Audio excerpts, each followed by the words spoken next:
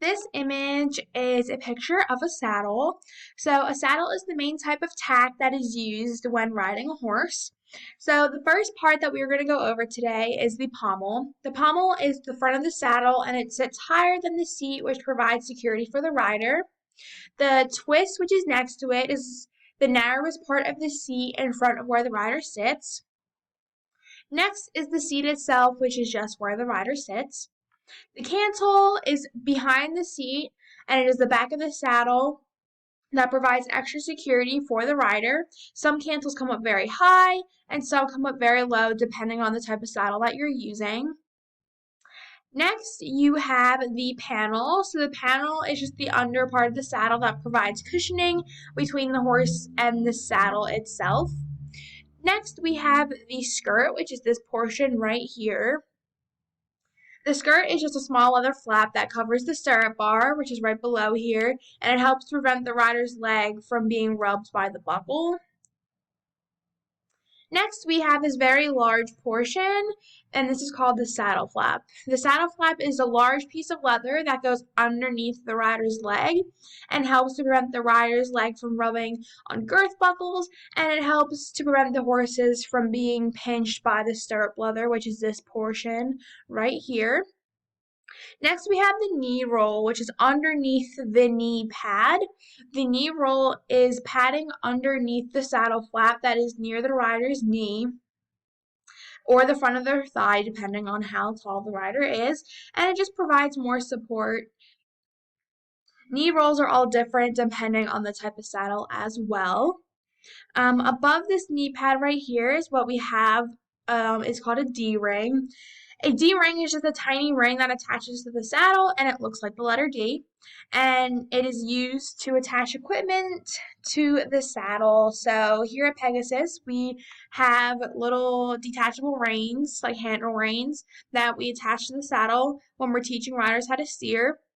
And then when they're done, they actually get proper reins that connect to the horse's face. So it helps a lot of our riders to learn. And you can also attach different pieces of tack to the D-rings as well. There's one on each side of the saddle. Next, we have the stirrup iron, which is just the metal part of the stirrup where the rider's foot rests and it provides support and leverage. Right above the stirrup iron is the stirrup bar, which sits underneath the skirt, and it is where the stirrup is attached to. Right now, this is a stirrup that's rolled up, and this is for safety reasons, so the stirrup can't get caught on anything, because that can lead to a very dangerous situation. Next is the stirrup leather. The stirrup leather attaches to the stirrup iron and is what holds the stirrup bar onto the saddle. Next, we have the stirrup leather keeper, or just known as a keeper, and this is the loop on the side of the saddle that secures the leather strap and keeps it from slipping underneath the rider's legs.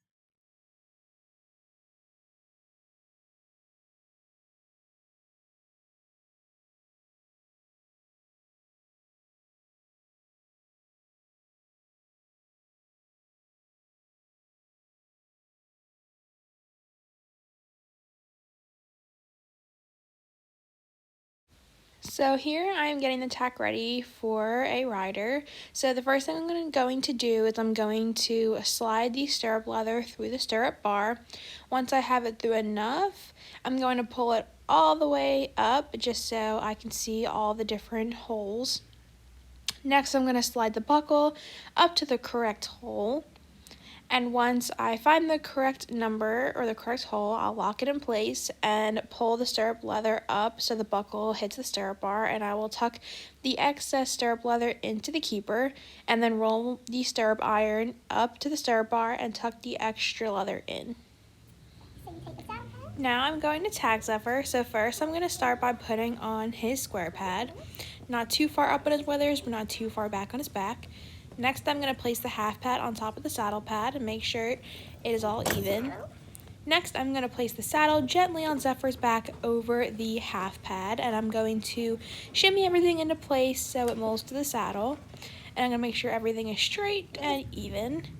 Next, I'm going to put the girth on. So first, I'm starting on the right side of Zephyr. I'm just going to secure the buckles on the billets. I just go 1 and 1 on both end billets. I don't use the middle one, so I just pull it out when done.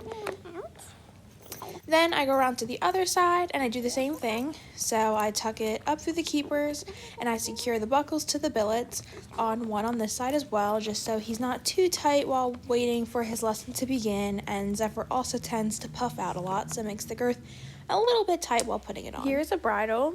So a bridle is typically used most of the time when you ride, if you're not just using a halter. So the first part is the crown. The crown is the piece that goes behind the ears and holds the rest of the bridle in place.